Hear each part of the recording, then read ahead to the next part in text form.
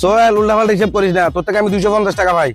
কি রে বেটা, তুই তো আমার 250 টাকা পাস, তো টাকা লাইলাম 250 টাকা, তুই তো 250 টাকা, তো কোনো কথা হইলো?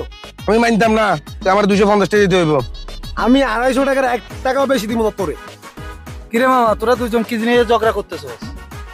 দেখ মামা, আমার থেকে 250 টাকা নিছে, ও আমার 250 টাকা দিতে বলে, আমি 250 টাকার 1 টাকা কম নিব না মামা। আরে ভাই, ও আমার থেকে 250 টাকাই পাইবো। আরে বেটা শোন, 250 টাকা আর 250 টাকা একই কথা।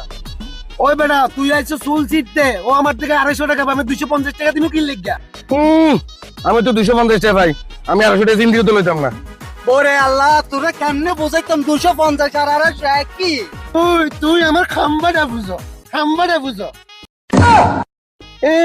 তুই আমার হোগাটা বুঝো, হোগাটা। জবানা কই আয় দাঁড়ালো, এগো ভালো করতে নিজে বাস খাইলাম।